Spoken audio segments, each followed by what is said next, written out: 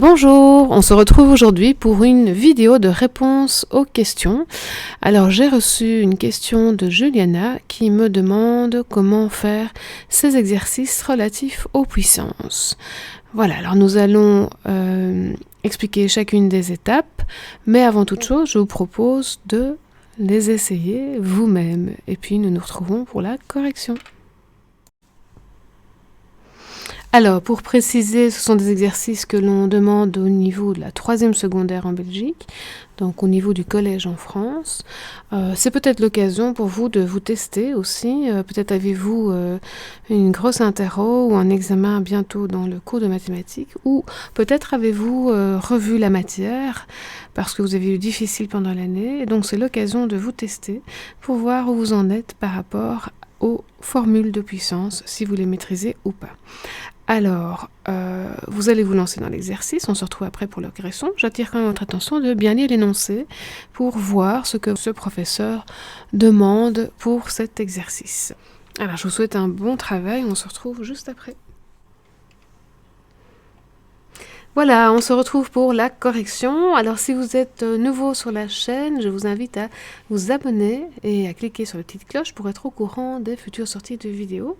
J'essaie d'en sortir plus ou moins 2 par semaine et je vais aussi faire des séquences comme celle-ci de réponses aux questions qu'on m'a envoyées. Alors allons-y, premier exercice, on nous donne, si on observe, un produit avec une parenthèse qui subit un exposant, une autre parenthèse qui subit un autre exposant. Alors, avant de foncer dans la résolution, je vais quand même regarder ce qu'on me demande. Simplifier les expressions suivantes. Donc là, mon professeur sous-entend que je dois utiliser les formules relatives aux puissances pour réécrire tout ça sans les parenthèses, pour rassembler les éléments qui ont la même base. D'accord ? Et puis, il y a une gestion éventuelle des exposants négatifs à faire, et c'est indiqué ici dans la suite. Les réponses ne peuvent pas contenir d'exposants négatifs. Donc ça veut dire qu'on me demande de réécrire les réponses sans aucun exposant négatif. On aurait pu mettre à la place les réponses ne peuvent pas contenir de dénominateur. À ce moment-là, on doit s'arranger pour utiliser les exposants négatifs, qui sont les exposants qui nous permettent de déplacer les éléments entre le dénominateur, numérateur ou inversement, en fonction d'où on se trouve. Alors, allons-y. Donc, nous allons utiliser la formule d'une puissance d'un produit, et nous avons vu qu'en fait, chacun des éléments de ce produit va subir l'exposant. Donc, nous allons avoir moins 4 exposant moins 3 fois x carré exposant moins 3. Alors le premier, je fais vraiment tout le détail, mais après, nous irons plus vite, hein, parce que nous avons déjà vu ça dans diverses vidéos que j'ai présentées sur le sujet. D'ailleurs, je vous invite à aller les revoir. Vous avez des vidéos avec les formules et des vidéos d'entraînement. Alors le suivant, nous avons 2 exposant 2, et le suivant, nous avons x exposant moins 3 exposant 2. Alors, à ce stade, il y a plusieurs choses à gérer. Donc déjà, il y a les x là. On va effectuer et voir un peu ce qu'on peut faire pour les rassembler. Et puis, il y a les parties numériques. Alors là, on a un signe moins qui concerne le nombre 4 et on a ici un exposant. Alors, il ne faut pas se laisser impressionner par l'exposant qui est négatif. Tout ce qui nous intéresse pour savoir gérer le signe moins, c'est si l'exposant est pair ou impair. Alors, comment est cet exposant ? Il est impair. Et quand on a un exposant impair, le signe moins reste, d'accord ? Toute puissance impaire d'un nombre négatif est un nombre négatif. Donc je laisse le moins, et puis je sais que j'ai 4 exposants moins 3. Alors je vais déjà anticiper, puisque j'ai ici la base 2, je vais transformer le 4 en 2 exposant 2. Comme ça, je pourrai les rassembler par après. Je vais mettre tous les nombres devant, puisque la multiplication est commutative. Et puis, je vais m'occuper des puissances de x. Donc là, j'ai une puissance d'une puissance, je multiplie les exposants. Même chose ici, puissance de puissance, je multiplie les exposants. Voilà. Alors, ici, qu'est-ce que je peux faire ? Je me rends compte que j'ai encore une puissance de puissance à effectuer. Donc, j'ai moins 2 exposants moins 6, fois 2 exposants 2. Et puis là, je peux rassembler les x exposant moins 12. Alors, je n'ai pas fini, puisque ici, je vais rassembler. Donc, ça va me donner, le moins reste devant, 2 exposant moins 4, fois x exposant moins 12. Et donc, je termine en positionnant les éléments ailleurs, puisque je ne peux pas avoir d'exposant négatif. Donc, je mets ma barre de fraction. le moins tout devant ou au-dessus devant, peu importe. Le 2 exposant moins 4 devient 2 exposant 4 en dessous. Le x exposant moins 12 devient x exposant 12 en dessous. Et au-dessus, je mets un 1. Ce qui peut aussi s'écrire si on effectue la puissance moins 1 sur 16 x exposant 12. Tout va dépendre du nombre au niveau de l'exposant, parce que si j'ai 2 exposant 32, je ne vais pas commencer à calculer.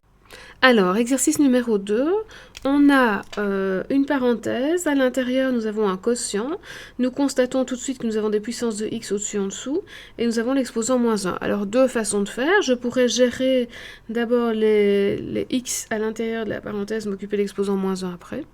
C'est une façon de faire, ou alors je m'occupe de l'exposant moins 1 qui dit qu'il suffit de retourner la fraction.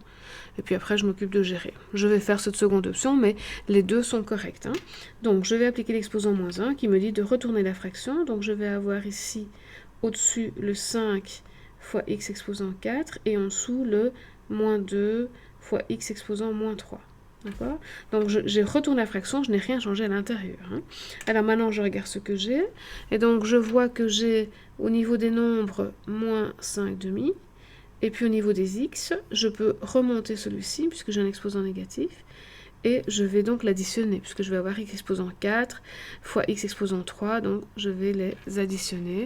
J'aurais pu dire aussi que je faisais un quotient de puissance de même base, et donc je soustrais les exposants, ça marche aussi. Et donc finalement, j'ai moins 5 demi fois x exposant 7. Ma réponse finale ne contient plus d'exposant négatif. J'ai donc bien respecté la consigne. Alors, troisième exercice, un peu plus simple, je n'ai pas de parenthèse, j'ai simplement une fraction avec des éléments au-dessus et en dessous. Moi, je vois déjà que les nombres, je peux simplifier le 6 et le 2 ensemble, ça va me faire 3, donc ça c'est déjà fait. Et puis après, j'ai ma barre de fraction, et je vais m'occuper des a. Le a exposant moins 2, exposant en termes négatifs, je peux le descendre, donc je vais avoir ici a exposant 3 fois a exposant 2. Et ici, même chose avec les b, je vais avoir b au cube fois b exposant 2. Et donc, je vois finalement que j'ai 3 fois b exposant 5 sur a exposant 5, que je peux aussi écrire comme ça, hein, 3b exposant 5 sur a exposant 5. Hein, d'accord? Les deux écritures sont équivalentes. Exercice 4, nous nous retrouvons dans la même situation que dans le premier exercice. Nous avons un produit avec des parenthèses qui contiennent plusieurs facteurs et qui, toutes les deux, subissent un exposant. D'accord? Donc nous allons reprendre le même processus qu'au-dessus. Nous allons d'abord effectuer l'exposant sur chacun des éléments de cette parenthèse. D'accord? Donc ça va nous faire 4 au carré a exposant moins 6, b exposant 2. Et pour le suivant, ça va nous donner 2 exposant moins 2. A exposant moins 3 fois moins 2, ça va nous faire 6. Et B exposant 2 fois moins 2, moins 4. Alors ensuite, nous voyons, nous avons des facteurs numériques ici. Nous allons les mettre ensemble. Alors comme 4 peut s'écrire sous la forme de exposant 2, c'est ce que je vais décider de faire. Je vais mettre le facteur numérique suivant avec, puis je vais prendre des petits a ensemble en comptant ce que je dois faire avec les exposants. Hein. Puissance d'une même base, quand je fais un produit, j'additionne les exposants, donc j'ai a exposant 0. Et puis le suivant, j'ai b exposant moins 2. Ok, qu'est-ce qui va se passer ici? Je vais avoir 2 exposant 4 et 2 exposant moins 2, donc finalement j'ai 2 exposant 2. Puis a exposant 0, ben ça fait 1. Et finalement, donc ça va me faire 4 sur b au carré. Cinquième exercice, j'ai une fraction avec au numérateur et dénominateur la même situation qu'ici, donc une parenthèse avec un produit à l'intérieur et un exposant qui porte sur la parenthèse. Donc je vais faire ce que j'ai fait à l'étape de l'exercice 4, hein, donc, mais je vais le faire au-dessus et en dessous. Donc au-dessus, je vais avoir a exposant moins 3 fois moins 2, c'est a exposant 6, b exposant 4, et puis je multiplie, donc ça fait b exposant moins 8. Voilà, en dessous, je vais avoir a exposant 8 et b exposant 10. À ce stade, j'ai un quotient avec des puissances de même base, donc j'applique la règle des exposants. Alors, je vais prendre de façon, puisque je ne veux pas d'exposants négatifs, à éviter les exposants négatifs. Donc, les a, je vais soustraire en dessous. Donc, ça va faire 8 moins 6, ça va faire 2. Et les b, je vais aussi soustraire en dessous. 10 moins 8, d'accord? Donc, je l'écris 10 moins 8. Et comme tout est descendu, ici j'ai un a. Donc finalement, ça fait 1 sur a carré b exposant 18. Et nous avons fini l'exercice 5.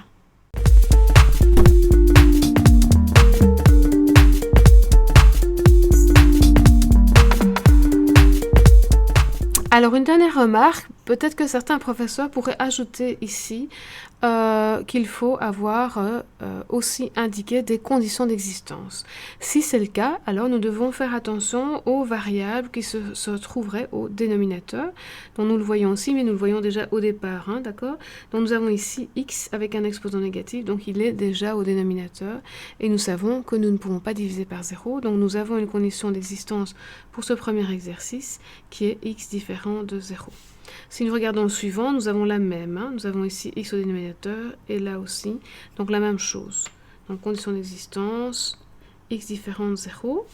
Alors là, nous avons plusieurs facteurs qui sont au dénominateur. Nous avons le a de là, mais il est déjà là, donc tout va bien. Donc nous avons, il est pris en compte, c'est ça que je veux dire. Nous avons a qui est différent de 0 et nous avons b qui est différent de 0. Alors, pour le suivant, nous avons A avec un exposant négatif, donc il est au dénominateur, là aussi. Le B n'est pas, mais après le B le sera. D'accord? Donc nous avons, même si dans la réponse finale il n'y a pas de A, au vu de l'énoncé, il nous faut un A différent de 0 et un B différent de 0. Et enfin, le dernier, nous avons A et B en dessous, donc nous avons comme condition d'existence A différent de 0 et B différent de 0. Confirmé ici, puisque le A est aussi au dénominateur en fait. Oui, mais c'est un déno puis remis au déno. Enfin voilà, peu importe, malgré la compensation, il faut que pour que ceci existe au départ, que A soit différent de 0. C'est bien ce qu'on a mis et ce qu'on a vu là, donc il n'y a pas d'informations supplémentaires. Voilà, peut-être qu'on ne vous demande pas ça en 3e tout de suite, peut-être qu'on vous le demande à la fin de l'année, ou alors peut-être qu'on vous le demande en 4e secondaire. Voilà, mais en tout cas, arrivé en 5e secondaire, vous êtes censé maîtriser le fait de pouvoir poser des conditions d'existence dans n'importe quelle expression algébrique. Alors ceci termine cette vidéo de réponse aux questions, donc ici à la question que Juliana avait posée.